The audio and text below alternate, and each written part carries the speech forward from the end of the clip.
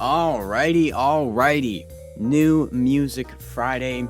Music, it comes out on a Friday. I listen to it. I record my thoughts and opinions on said new music and then I post it as soon as possible. That is how New Music Friday works, and that is exactly what we are doing today. I have no clue what that intro was. I've got a glass of water beside me to keep me nice and hydrated because there is a lot of music to talk about over these last few weeks.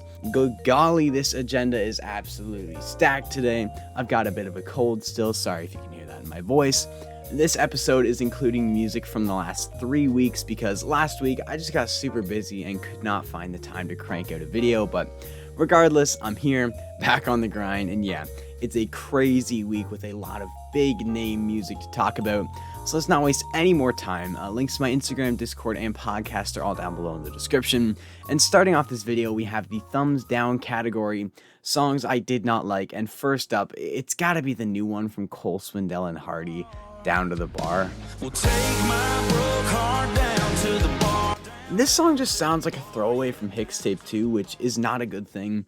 Everybody here knows I was not a fan of Hixtape 2, so when something sounds like a leftover from an already bad project, that's not very high praise to say the least. This song just feels so passionless, like there was no care put into it. I think the lyrics are pretty dull. It's just narrating a heard it before breakup in a really plain yet confusing way, and sonically, it just sounds like anything from Hixtape 2. I just don't like it.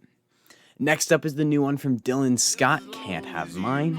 Find you a girl that leaves you speechless. Originally, I had a tough time deciding where I stood on this track because, for the most part, it sounds decent. The bare bones acoustic instrumental sounds fine, but I guess my issue with this song is like, when you use an instrumental this bare bones, this basic, and this repetitive, it's normally just trying to stay out of the way so the listener can focus on the lyrics.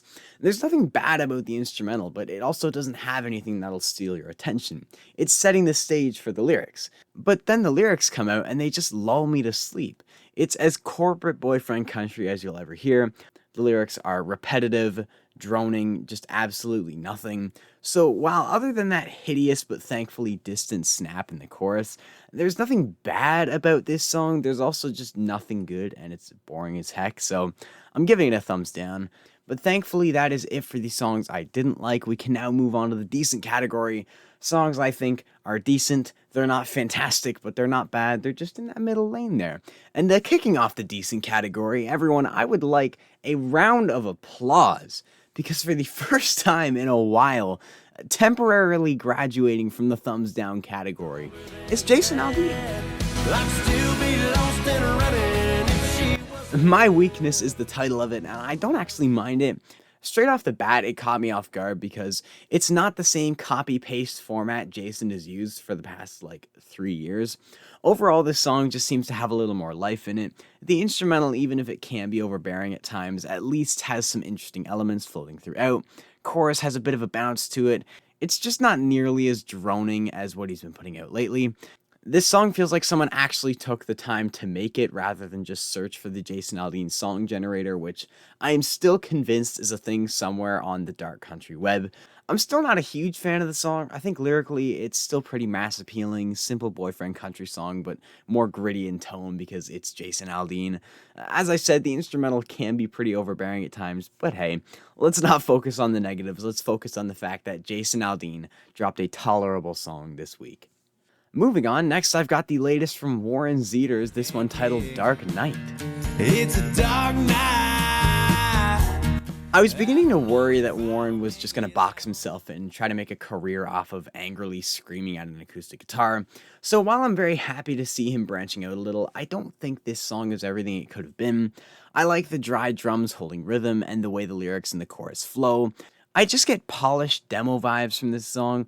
Like, it sounds fully produced, mixed, and mastered, it obviously is, but it just feels like the song itself, the structure, the lyrics, everything in general feels like it needs a little bit more revision. Like I said, it feels like a demo. Lyrically, I don't really know what's going on here. He's getting pulled over by the cops at one point. He's talking about how this outlaw lifestyle hasn't been kind to him, so he's got to ride into the dark night.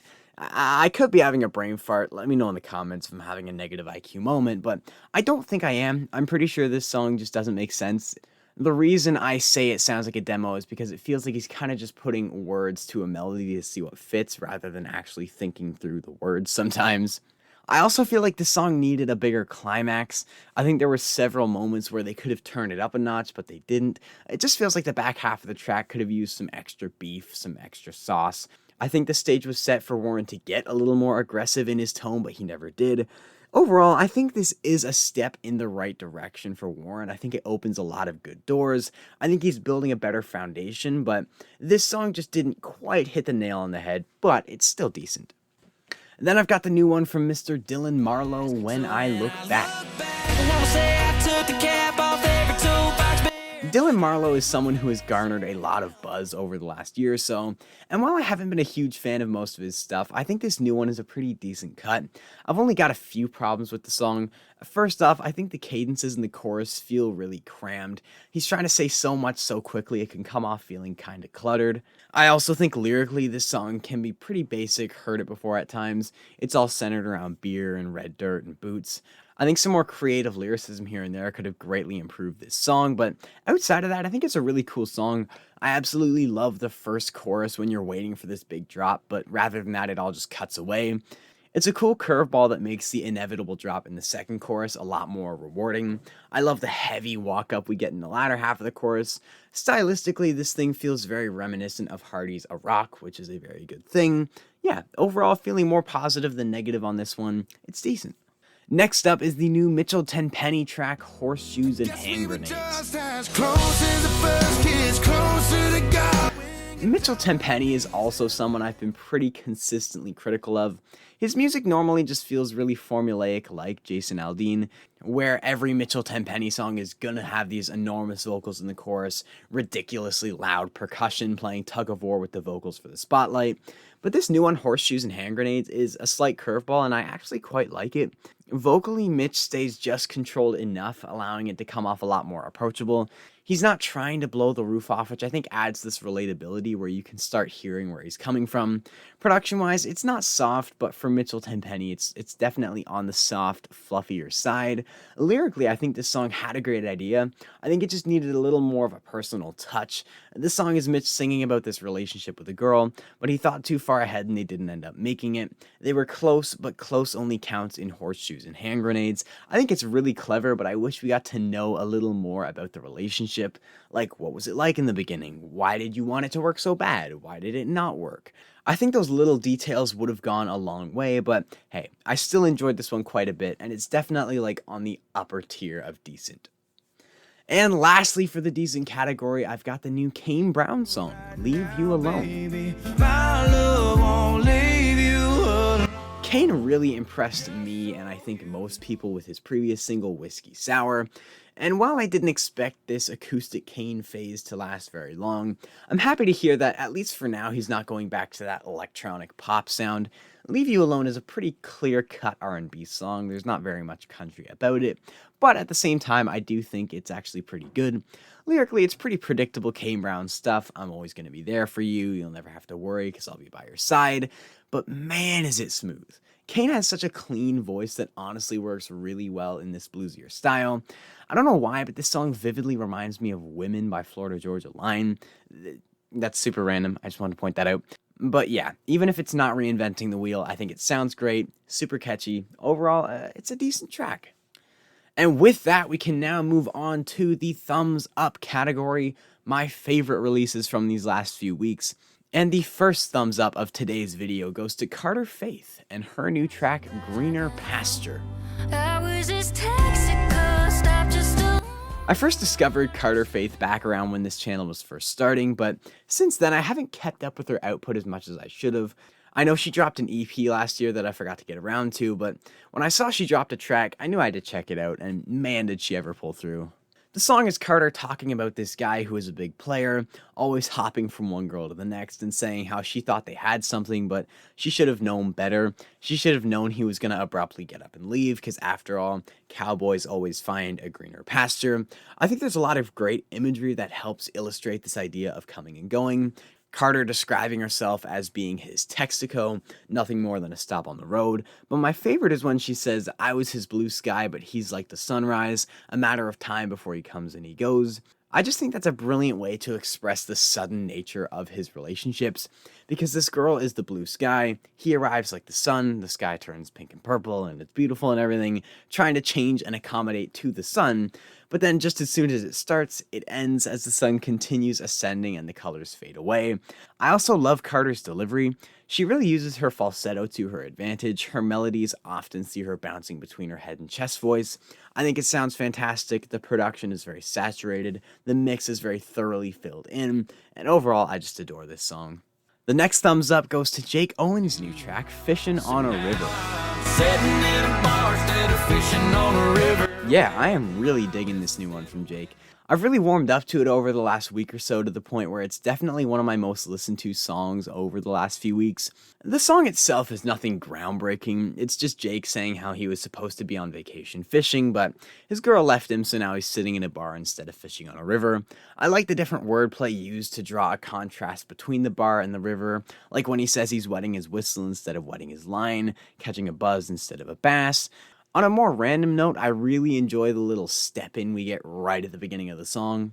I think it just immediately sets the song off on a good note. Production-wise, this thing is super rich. I really love how balanced the mix is. The various guitars really blend together, but the drums and low electric notes pierce the mix just enough to prevent the instrumental from feeling muddy. Yeah, I'm just really digging this one. It's been stuck in my head, listening to it a lot, and you should too. Next on the agenda is arguably the most notable release from these last 2 weeks. It's the return of Jon Pardi with his new single, Last Night. After a lengthy 2.5 fantastic years, Jon Pardi is finally turning the page from his heartache medication chapter, but I'm not gonna lie.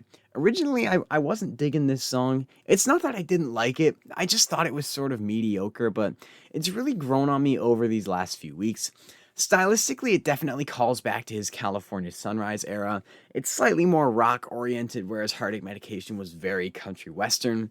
And I think a lot of my original disapproval for this track was simply me mentally moving on from Heartache Medication.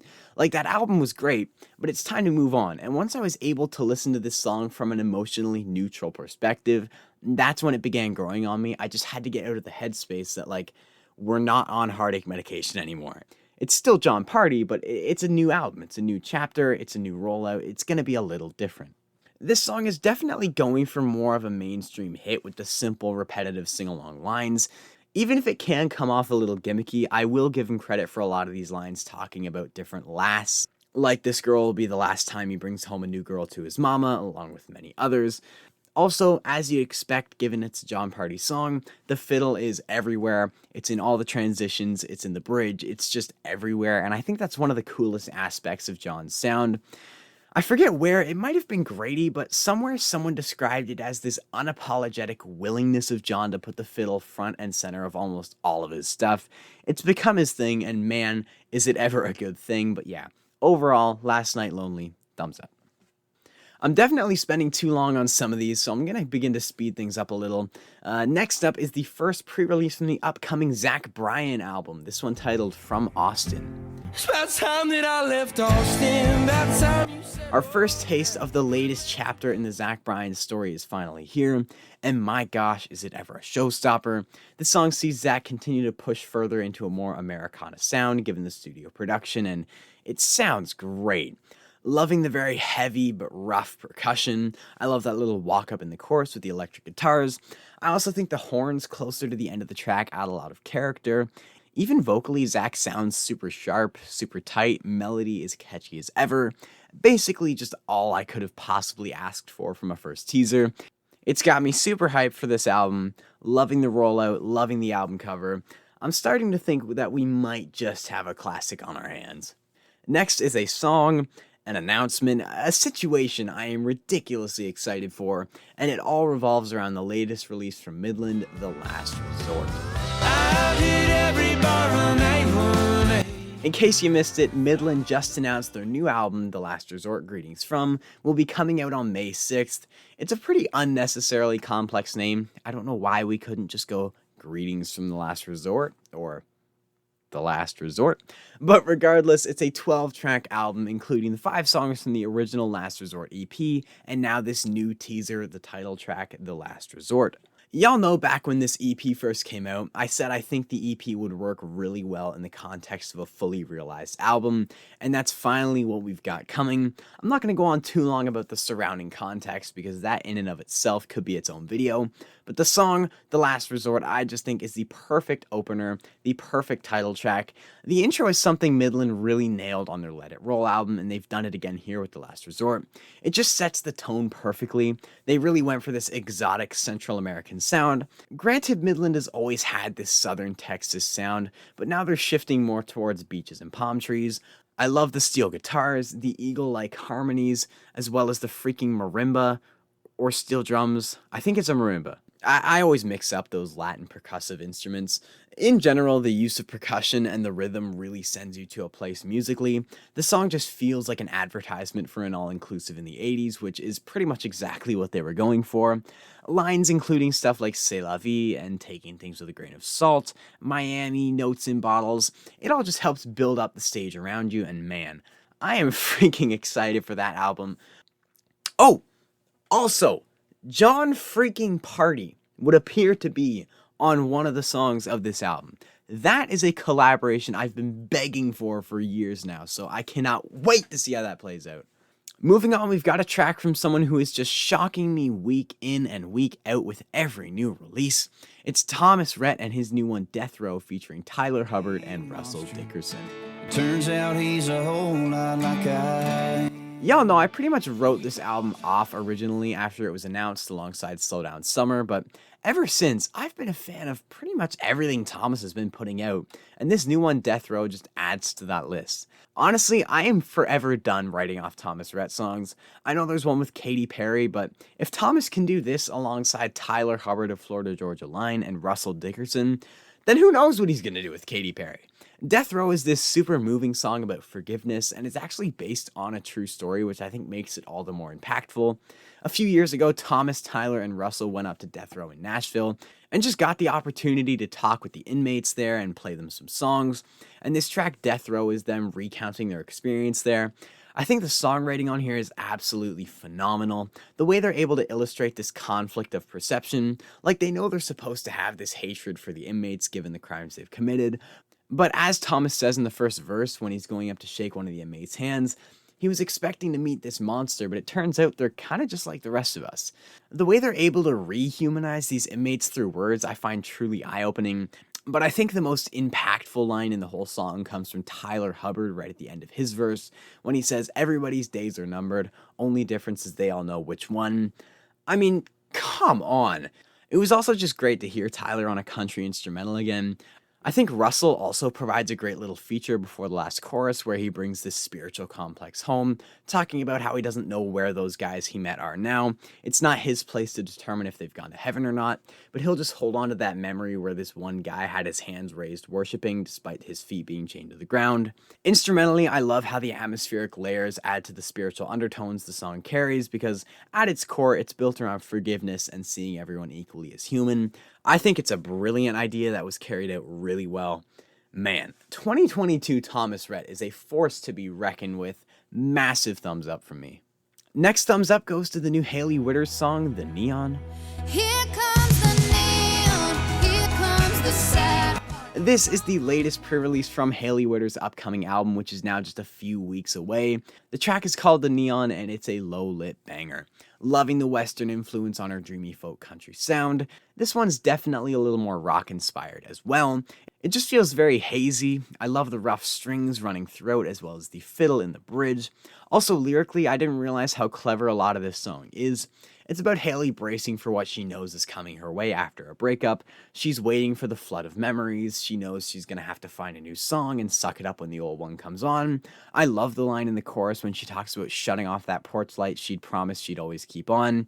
I think that's a really clever way of notioning finality. Like, this relationship is truly done and dusted. There's no bringing it back from the dead. Just a really charming, blurry breakup track that I'm really digging.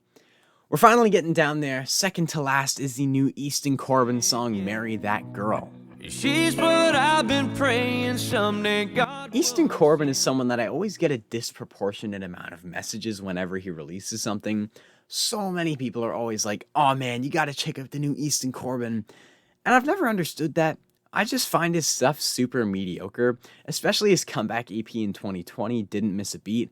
I was getting all these messages and I checked it out and it was just super average considering how many messages I got. But anyways, I decided to check out this new one, and while I'm not nearly as passionate about Marry That Girl as some of the other songs in this video, I still think it's a good cut, a nice electric guitar ballad a la Die a Happy Man, or anything else in that vein.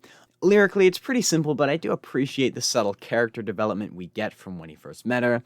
I also enjoy how the electric guitars and fiddle layer up closer to the end of the song. It really adds some depth without making the instrumental feel loud or overdone. Overall, it's a good cut, it's a good song, thumbs up. And lastly, I've saved arguably my favorite for last. It's definitely the songs I'm most excited for. Yes, it is the 3 new songs from Ernest, including Feet Wanna Run, Some Other Bar, and What It's Come To. I've already given some brief thoughts surrounding these songs in the video I did after Ernest announced his album, which comes out this freaking Friday.